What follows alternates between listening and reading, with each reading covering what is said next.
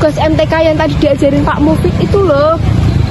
Tentang apa dulu, Rin? Kan itu kan ada logaritma, eksponen, sama akar. Yang mana dulu yang kamu tanyain? Itu aku mau tanya yang log itu loh, kok bisa ya kayak 8 log terus ditambah ini log terus hasilnya itu log, itu gimana, pusing. Jadi gini logaritma itu. Halo guys, di materi ini saya akan membahas logaritma. Apa sih itu logaritma? Sebelumnya di sini saya akan membahas A. Rumus dasar logaritma dan B. Operasi penyederhanaan logaritma. A. Rumus dasar logaritma. Logaritma adalah operasi matematika yang merupakan kebalikan dari eksponen atau pemangkatan. B. Pangkat C sama dengan A ditulis sebagai B log A sama dengan C. B-nya ini disebut dengan basis. Kegunaan logaritma sendiri untuk memecahkan persamaan yang pangkatnya tidak diketahui. Mempelajari tentang inverse dari perpangkatan untuk mencari nilai pangkat suatu bilangan. Selanjutnya ada rumus dan bentuk. Bentuk, jika A pangkat X sama dengan B, maka dalam bentuk logaritma menjadi A log B sama dengan X. Nah, di sini kalian bisa melihat rumus-rumus logaritmanya. Saya memiliki beberapa contoh dari pangkat dan logaritma. Di sini saya akan mengambil contoh pada nomor 1. 2 pangkat 3 sama dengan 8. Maka jika diubah menjadi logaritma, 2 log 8 sama dengan 3.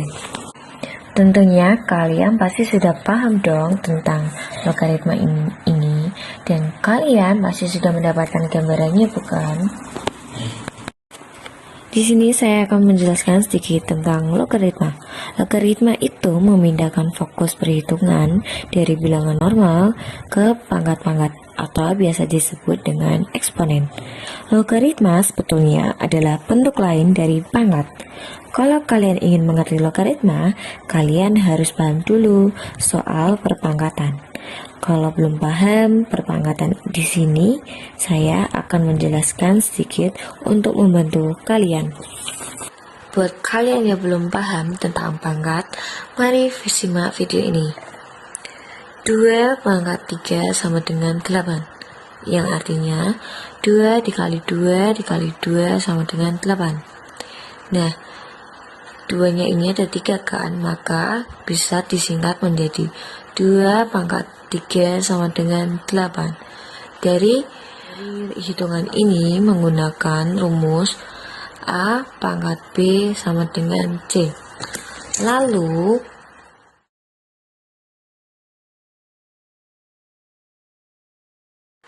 kita bisa menggunakan rumus A log C sama dengan B.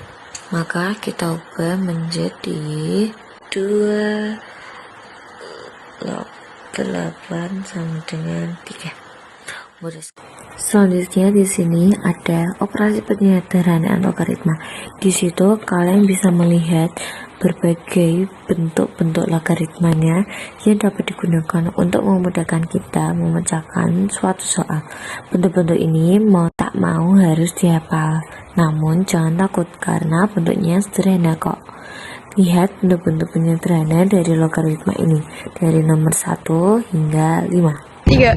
Nah, jadi itu materi tentang logaritma. Kalau kalian masih bingung, kalian bisa simak video tentang soal ini ya. Dari pembahasan saya, maaf bila ada kekurangan informasi atau salah, mohon dimaafkan. Wassalamualaikum warahmatullahi wabarakatuh. See you guys.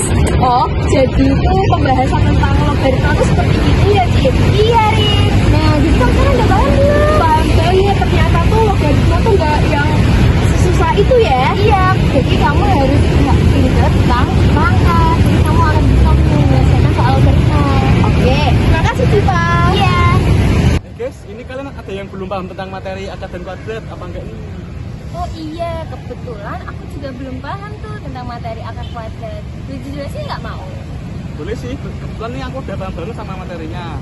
Bagi kalian yang belum paham tentang materi akar dan kuadrat, silahkan simak video berikut ini. Halo teman-teman, jadi di sini saya akan menjelaskan materi tentang akar kuadrat. Selamat menonton. Kita akan mulai dari sejarah akar kuadrat terlebih dahulu.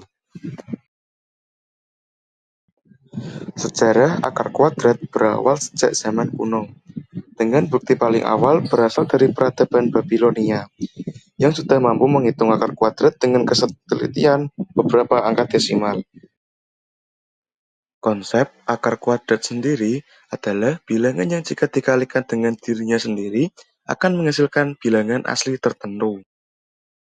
Notasi simbol akar kuadrat yang kita kenal sekarang yaitu dengan tanda radikal atau yang sering kita sebut dengan tanda akar, pertama kali digunakan oleh matematikawan yang bernama Christoph Rudolph pada abad ke-16, sekitar tahun 1525. Sebelumnya, Rudolf menggunakan simbol RQ sebagai singkatan radix quadrata, bahasa Latin untuk akar kuadrat. Karena penulisan tersebut kurang praktis, kemudian disederhanakan menjadi huruf kecil, yaitu R, dan lama-kelamaan berbentuk simbol radikal, yang mirip dengan huruf R dari radix, akar dalam bahasa Latin. Simbol radix ini populer digunakan pertama kali di Prancis dan menjadi standar dalam notasi matematika. Selanjutnya yaitu pengertian akar kuadrat. Akar kuadrat atau akar pangkat 2 adalah bilangan yang jika dikalikan dengan dirinya sendiri menghasilkan bilangan tertentu. Dengan kata lain, suatu bilangan Y adalah akar kuadrat dari bilangan X jika memenuhi persamaan Y pangkat 2 atau Y kali Y sama dengan X. Contohnya, akar kuadrat dari 144 adalah 12, karena 12 kali 12 sama dengan 144.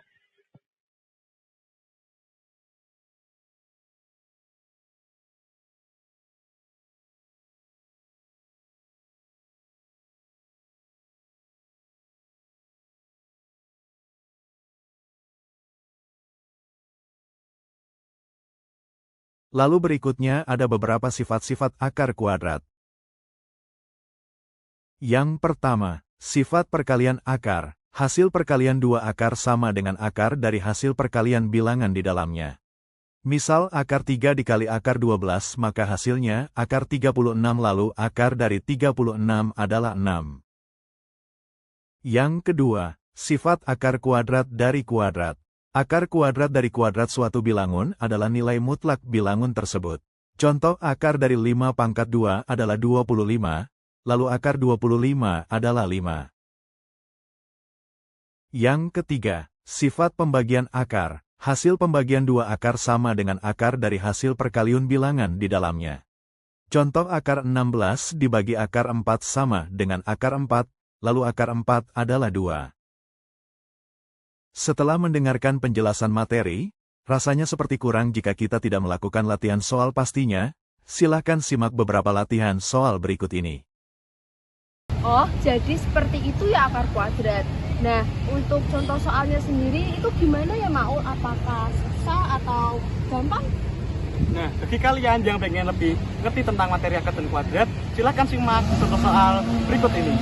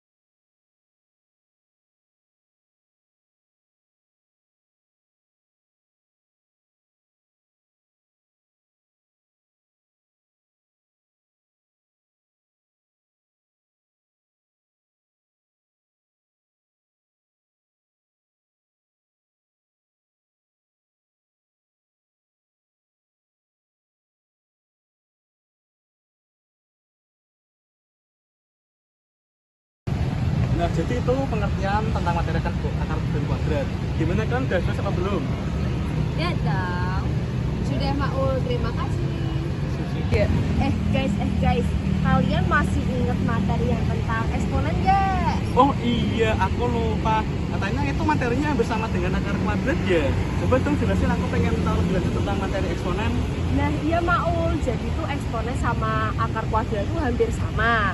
Nah buat kalian yang ingin tahu lebih lanjut mengenai eksponen, simak video ini ya.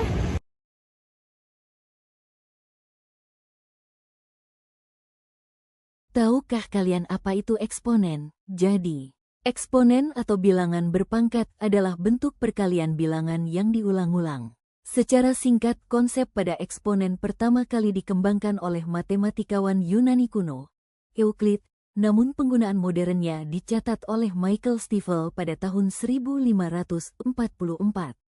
Bentuk umum dari eksponen adalah A pangkat N, di mana A disebut basis, bilangan pokok, dan N disebut eksponen, pangkat. Fungsi utama eksponen adalah untuk menyederhanakan penulisan perkalian berulang, seperti 2 pangkat 3 untuk 2 kali 2 kali 2.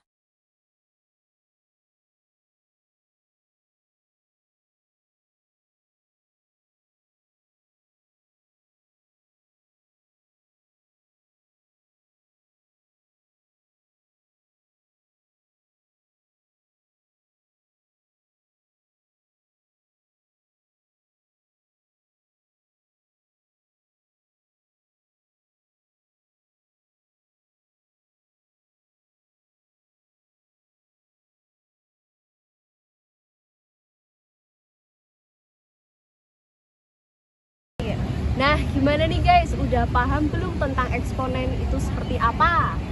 Kita sih jelas banget itu pengertiannya. Coba dong beri beberapa latihan soal biar kita jadi lebih paham tentang materi eksponen. Nah oke Maul, nah ini adalah beberapa contoh soal mengenai eksponen.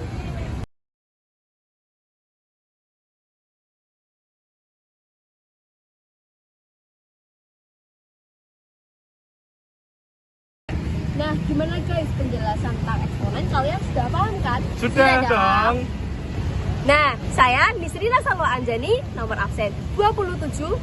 Saya Asyifa Zahra Aulia dari nomor absen 8.